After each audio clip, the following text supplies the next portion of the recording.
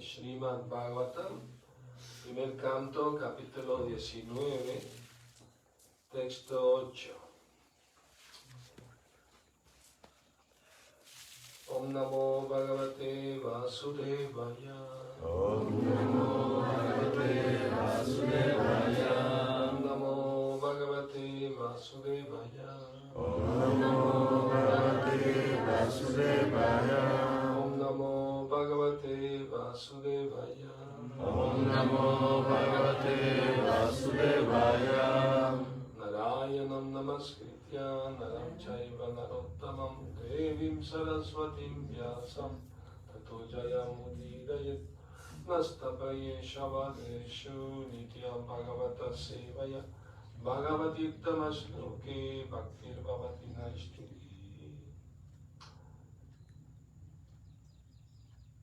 Tatrupa Jagamurpuvanam Punana Mahanubhava Munaya Sashishriya Rayena Tirtha Vigama Padeshai Swayam Hi Tirtani Punanti Santaha.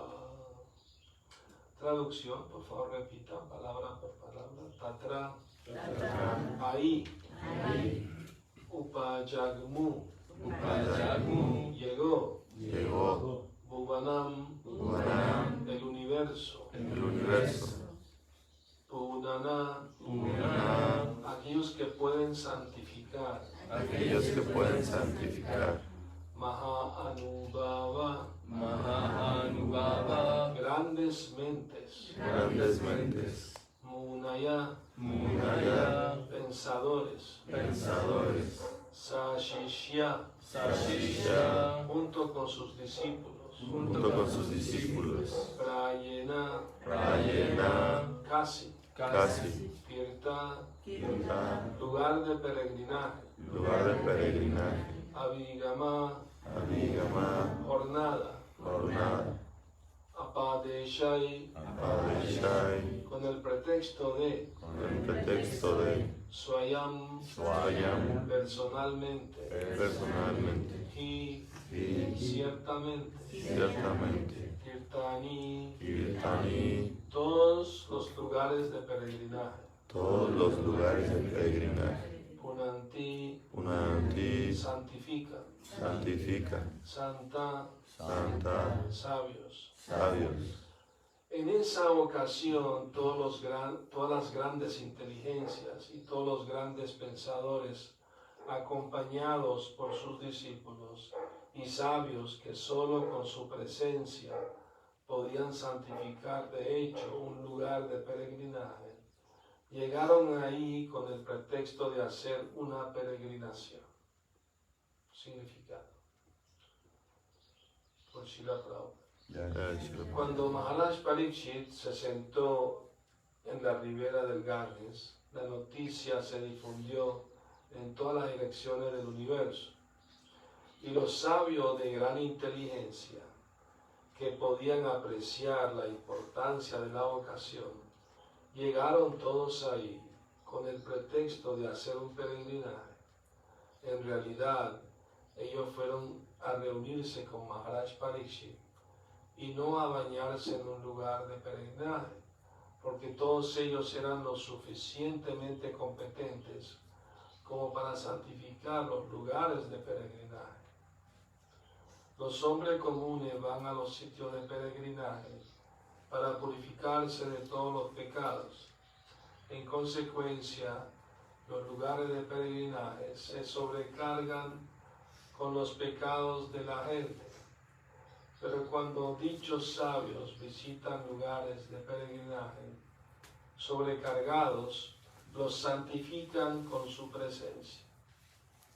Así pues, los sabios que fueron a reunirse con Maharaj Parikshit no estaban muy interesados en purificarse como los hombres comunes, sino que con el pretexto de darse un baño en ese lugar, fueron a reunirse con Maharaj Parikshit, porque podían prever que Shukadeva Goswami iba a hablar el Srimad Bhagavatam. Todos ellos querían aprovechar la gran ocasión. Om Jnana Timirandasya Gnanjana Salakaya Chakshuru Militam Yena Tasmai Shri Gurave Namaha. Nací en la más oscura ignorancia, mi maestro espiritual, Srila Prabhupada, me abre los ojos con la antorcha del conocimiento. A él le ofrezco mi sublime y respetuosa reverencia. Srila Prabhupada aquí. Entonces, es muy interesante notar o hacerse la pregunta, ¿cómo es que la noticia de que el rey se renunció a todo y se fue a sentar a la ribera del Ganges para prepararse para la muerte, cómo es que esa noticia se difundió en todas las direcciones del universo? Suena asombroso eso, no había satélites, los científicos modernos tratan de mandar mensajes al espacio a ver si alguien responde por allá, ¿no? ¿Verdad? Con mensajes de sonido, placas, qué sé yo, ¿verdad? Todavía no ha llegado ninguna respuesta. Que sepamos, ¿no? O sea, porque los seres que habitan, obviamente esa idea tonta de que solamente en la Tierra hay vida y que los demás planetas están vacíos, ¿no?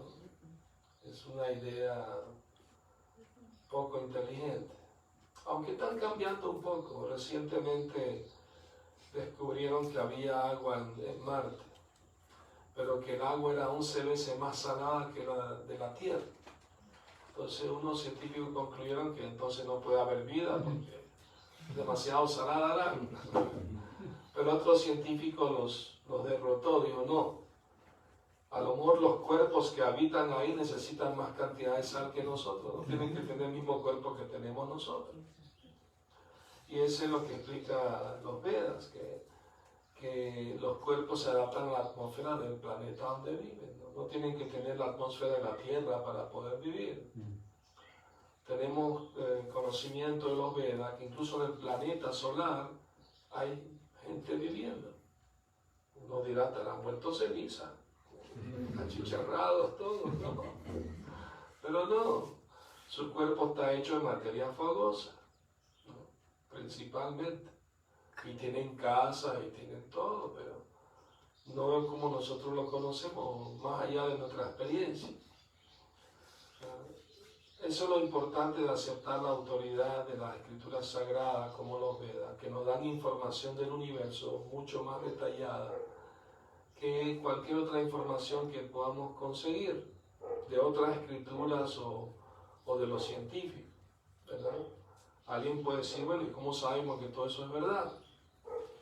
Bueno, muy simple, a alguien tienes que aceptar como autoridad, ya sea que aceptas a los científicos, ateos, o acepta lo que dice Krishna, pero alguien tiene que aceptar como autoridad. Cuando Prabhupada fue a Rusia, habló con un científico, profesor, y le dijo, bueno, ustedes aceptan a Lenin como su autoridad, y nosotros aceptamos a Krishna como nuestra autoridad, pues, estamos igual, pues, tenemos que aceptar a alguien como guía. Pues, ¿no? Entonces, pero hay una cosa, que Krishna es el Señor Supremo, Él no se equivoca, Él sabe lo que creó en el universo. Así que la información que Él da es perfecta. En cambio, los seres humanos somos imperfectos, podemos cometer errores, nuestros sentidos son imperfectos, aunque miren con un telescopio, pero el ojo no es perfecto. Puede ver un espejismo en el espacio y creer que así es, ¿verdad? O sea, es posible, ¿verdad? Entonces, pero confiamos demasiado en la percepción directa de los sentidos. Y esa no es la manera de adquirir verdadero conocimiento. Eso se llama pratyaksha, ¿no? Y anumana es la idea de que con mi capacidad mental, ¿no? Mi elaboración, mi fuerza mental voy a saber todo. Y eso tampoco es posible, porque la mente también es imperfecta. En cambio, el método de Shabda, Shabda Pramana, la prueba de Shabda quiere decir sonidos. Incluso en la Biblia se dice que todo empezó a partir del verbo, el sonido. Y ahí se creó el universo con el sonido, ¿no? Que Dios dijo, hágase la luz, y se hizo la luz. Brown una vez dio una clase sobre ese verso de la Biblia en París, Francia. Una sala grande llena de audiencia. Entonces no hay ningún conflicto porque todas las religiones aceptan de que hay un Dios supremo y en eso estamos de acuerdo, totalmente. Pero los detalles de qué forma tiene, qué actividades realiza, o sea, yo mismo tuve la curiosidad cuando era adolescente. Si Dios creó el mundo en 6 días, descansó el séptimo, ¿y qué hizo en el 8º día? Y antes de crear el mundo, si Él es eterno, ya existía, entonces ¿qué estaba haciendo? Es muy importante esa información y es vital, porque ¿cómo podemos amar a Dios si no lo conocemos? O sea, ¿cómo puede amar a alguien que no sabe nada de Él? Lo único que sabe es que creó el mundo, es todo, que es muy poderoso, pero más detalles, ¿no?, de su persona, pues no hay esa información. Hasta que Prabhupada nos trajo la literatura védica y se reveló todo acerca de Dios, su forma, sus cualidades, sus actividades, ¿no?, sus moradas, diferentes moradas. Jesús habló de eso, en el reino de mi Padre hay muchas moradas. Obviamente se refería a los planetas Vaikunta, ¿no?, del mundo espiritual, ¿verdad? Y él dijo que mi Padre es como un rey no está solo, un rey tiene palacio, tiene sirviente, amigos, familiares, ¿verdad? Entonces esa descripción se adapta perfectamente a Krishna. O sea, Krishna es un personaje histórico que vino a la tierra hace 5.000 años, que estuvo con nosotros hace 5.000 años. Pero sus actividades fueron registradas en los libros sagrados por el gran sabio Vyasadeva. Y en toda la historia de la humanidad no ha habido ninguna persona tan poderosa, tan famosa, tan rica, tan hermosa, tan sabia, tan renunciada como Krishna. No ha habido, ni habrá. Porque una definición de Dios es que nadie es igual a Él y nadie es superior a Él. Ekala Ishvara Britya, Ekala Ishvara Krishna Arasava Britya. Hay un solo supremo controlador y ese es Krishna, y todos los demás son sus sirvientes. Eso incluye a todos los semidioses, Shiva, Brahma, Ganesh, Durga, todos esos son sirvientes de Krishna. Entonces hay mucha confusión en la gente cuando habla lee algo sobre hinduismo, piensa, no, es una religión politeísta, adora muchos dioses. Y están completamente errados porque no saben, simplemente no saben cómo es la jerarquía dentro del universo. Dios tiene sus asistentes, así como un rey tiene sus ministros, que lo asisten en sus actividades. Entonces Krishna delega poderes a seres piadosos, que se conocen como semidioses, dentro del universo para que hagan diferentes servicios. ¿No? Entonces, claro que en la antigua Grecia también había ese concepto, ¿no?, de semidioses, Zeus y, ¿no?, y otros también, le dan otro nombre, pero saben que Grecia fue gobernada por la India hace miles de años. Hay historia del Bhattan que un rey, Maharaj, ¿cómo se llama? Jayati, él mandó a sus hijos a gobernar Grecia, se dice. Incluso hace 2000 años hubo un embajador de Grecia en la India que le dedicó a Krishna un monumento. Un monumento todavía está como un obelisco grande y hay inscripción allí donde dice su nombre, Eleodoro creo que era su nombre, y que él es un devoto de Krishna. Me ofrezco mi reverencia a Vasudeva Krishna. Hace 2000 años, por lo menos alguien occidental devoto de Krishna. ¿No? Entonces, bueno, volviendo al tema del verso que acabamos de leer, la pregunta sigue en pie, ¿no? De cómo se difundió la noticia por el universo. Y la respuesta es que antes la gente tenía poderes telepáticos, así de simple. No necesitaban hablar para comunicarse. ¿Ah? Aunque grandes sabios, ¿no? de mentes muy grandes, obviamente no cualquier persona, ¿no? Personas muy sabias, muy elevadas espiritualmente, podían comunicarse mentalmente, incluso a otros planetas, así de simple. Era posible eso, ¿no? Entonces, incluso había viajes interplanetarios. En la época del rey Parikshit, venían semidioses en su aeronave de otros planetas a participar de sacrificios de fuego, ¿no? Se menciona eso en el Srimad Bhagavatam. Así que una vez le preguntaron a Srila Prabhupada, unos reporteros maestros, ¿usted cree en los extraterrestres? Y él dijo, sí, todos somos extraterrestres, no somos de aquí. Todos pertenecemos al mundo espiritual, no aquí. Estamos aquí de paso. Creemos que somos terrestres, ¿no? Pero somos almas espirituales, ¿no?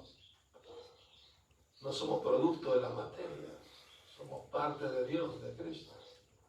Por nuestro deseo quisimos venir a probar suerte aquí, a ver si conseguimos la felicidad en el mundo material. Y ese fue nuestro error.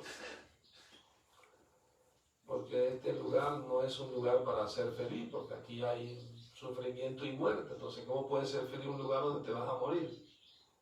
¿No? Hay un cineasta que se llama Woody Allen, y una vez lo entrevistaron.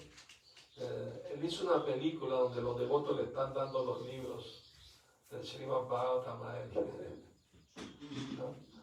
Entonces el reportero le pregunta, yo he escuchado que usted es pesimista, ¿es verdad eso? Sí, muy pesimista. ¿Y por qué? Bueno, le parece poco, desde que nacemos tenemos una sentencia de muerte sobre nuestra cabeza y no hay forma de quitársela de encima, hagan lo que hagan. ¿No le parece suficiente razón para ser pesimista? Y Prabhupada dijo, mientras más pesimistas seamos con el mundo material, más avanzamos en la vida espiritual. ¿Por qué razón? Por la sencilla razón de que estamos aquí porque estamos enamorados de la energía material. Creemos que podemos ser felices controlando, manipulando la energía material a nuestro antojo y vamos a ser los amos y señores del mundo, ¿no? Todo el mundo tiene esa idea, ¿no? De que podemos controlar y disfrutar y manipular esta energía para nuestra propia satisfacción. Pero eso es una ilusión, es una quimera, en el sentido de que no es posible. Por más que avance la ciencia y la tecnología, no pueden vencer las enfermedades. Inventan nuevas enfermedades, ¿no? Antes de que hubiera COVID, todo el mundo vivía su vida tranquilo. De repente vino el COVID, todo el mundo se alteró. Miles y miles de gente muriéndose, problemas de trabajo, problemas económicos, problemas emocionales, hasta espirituales, de toda índole, ¿no? Esta crisis afectó a todo el mundo, ¿no? Hasta vemos allá, si no podían viajar, no que quedarme aquí residente. Y yo con gusto, pues estoy con devoto, estoy feliz, ¿no? Pero quiero decir que a cada paso hay problemas y peligros en este mundo. Esa es la realidad. Entonces, ser pesimista con el mundo material no es mala idea. Es ser realista. Es ser realista. Pero sí hay que ser optimistas en cuanto a la vida espiritual se refiere. Eso sí es muy bueno ser optimista. O sea, nos espera un futuro brillante si seguimos participando, practicando la conciencia de Krishna. Porque Krishna confirma eso en el Bhagavad Gita, ¿no? Antakale chamameva smaram mukta kalevaram yaprayati samadbhavam yati nasti atrasam shayaha. Y quien quiera que al final de su vida me recuerde únicamente a mí, vendrá a mí sin falta. Entonces es un futuro brillante, ¿no? O sea, es una esperanza real, verdadera, ¿no? Optimista. Y supongamos que un devoto no logre perfeccionarse en esta vida 100%, ¿no?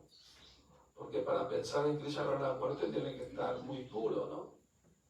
Porque ahí se mezclan hay 5 aires donde el alma está flotando, ¿no?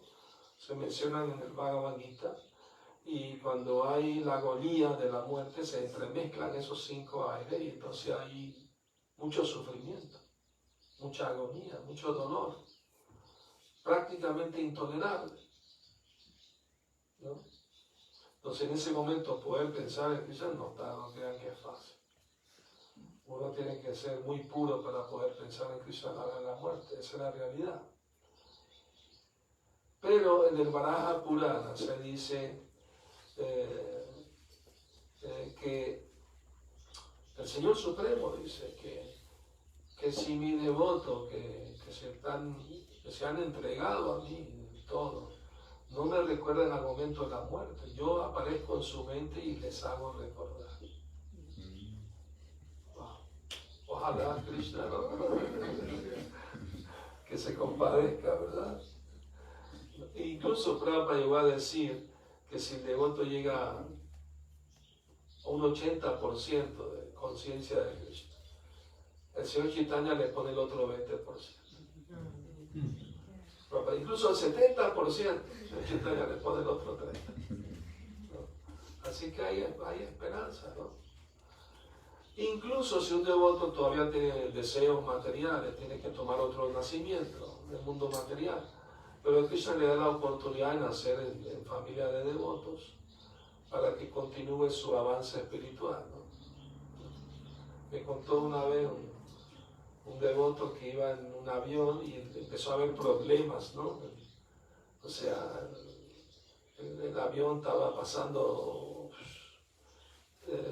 dificultades técnicas, entonces bajaba, subía, y todo el mundo gritando, ¿no? A oído, y entonces empezó a cantar el mantra Hare Krishna a viva voz, el devoto, ¿no?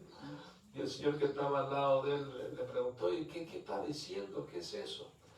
Bueno, ese es un nombre de Dios para protegerme, pues. Por favor, enséñamelo, yo también necesito.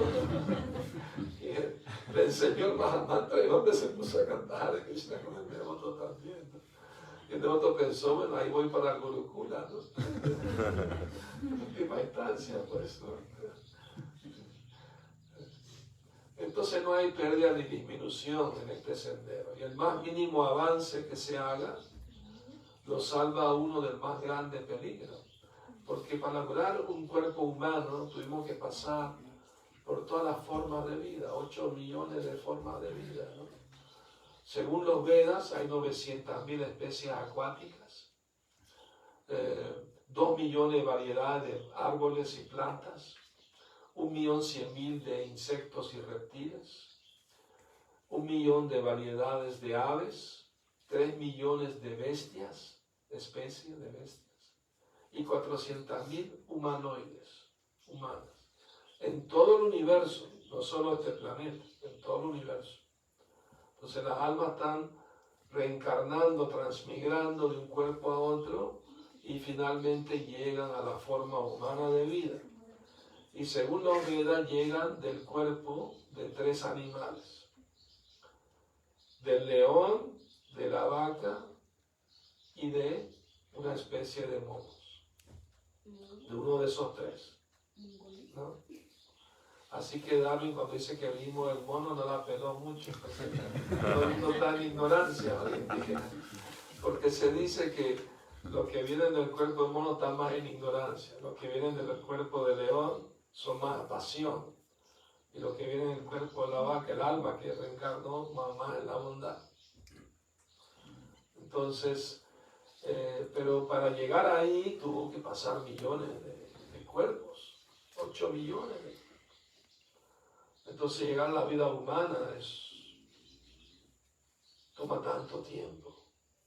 Y si uno la desperdicia esa oportunidad simplemente en comer, dormir, tener vida sexual y pelearse, defenderse, ¿de qué manera es mejor que un animal? Los Vedas dicen Dvapashu, un animal con 2 patas, porque no tiene conciencia de nada, solamente de las necesidades materiales. No tiene interés espiritual de saber quién soy yo, por qué estoy sufriendo, qué hago en este mundo, qué hay después de la muerte, ¿no? ¿Quién es Dios? ¿Qué relación tengo con Él? Al no hacerse esas preguntas y solo vivir para las necesidades del cuerpo, no son mejores que animales ignorantes. Y el Bhagavad Gita dice que las personas que mueren así en plena ignorancia vuelven otra vez a la vida animal, ¿no? Y si mueren en pasión, quedan entre los humanos, y si mueren en la bondad, van a los planetas materiales superiores, ¿no? Donde residen los semidioses. Pero aquellos que mueren pensando en Krishna, conscientes plenamente de Krishna, tienen asegurado la vida eterna, la felicidad eterna. Depende de lo que cada quien cultiva en su vida. Lo que estamos cultivando ahora es el futuro que estamos nosotros mismos creando. Por eso se dice que el ser humano es arquitecto de su propio destino, porque está decidiendo. Algunos dicen erróneamente que las almas deciden después de morir dónde y cuándo van a reencarnar, y eso no es correcto. Lo deciden antes de morir, con su mentalidad y sus actividades, ya están decidiendo cuál va a ser su futura vida. Entonces, tenemos que desencantarnos de la idea de que vamos a ser felices materialmente y bien en este mundo con arreglos materiales. ¿Me explico? Por ejemplo, el ser humano toda la vida, a través de la historia de la humanidad, ha estado luchando por sobrevivir, por ser feliz. ¿No? ¿No es cierto? Si hace mucho calor, inventamos aire acondicionado. Si hace mucho frío, hay calefacción, ¿no? Si queremos ir más rápido a un lugar, hemos fabricado carros. Pero como somos imperfectos, lo que hacemos hace daño. ¿Cuánta gente no se ha muerto en accidentes automovilísticos? Creo que más que el COVID, ¿no? Y la contaminación del aire, ¿no? Pues si tú vas al DF, ¿verdad? Lo llaman el defectuoso. Porque respiran puro monóxido de carbono y ya nacen niños con defectos pulmonares de esa vida, ¿no? Y hay gente que hace yoga ahí, tiene que respirar profundo, ¿no? Y en vez de limpiarse se contamina más. Entonces, para esta época no se recomienda ninguna práctica de yoga aparte del Bhakti Yoga. El Bhakti Yoga lo pueden practicar en cualquier lugar. El yoga tradicional, Ashtanga, se practicaba no en las ciudades. Había que ir al bosque, apartarse del mundo, vivir en una cueva, comer frutas que caen del árbol. ¿Quién puede hacer eso hoy? Nadie. Pero se ha vuelto de moda, ¿no? Los estudios de yoga, y en realidad que son, ¿cómo se llama? Salón de belleza místico. Para adelgazar, para tener buena figura y toda esa idea, ¿no? Buscando buena salud. Y está bien, ¿no? Para la salud física no es malo, obviamente. Como una vez Prabhupada estaba caminando con los devotos en un parque en la India y vieron a un hombre haciendo yoga, estaba parado de cabeza, ¿no? Y un devoto empezó a burlarse. Oh, mira. Y Prabhupada le dijo, ¿y tú qué haces, flojo? Por lo menos está haciendo algo para tu salud. ¿Qué haces?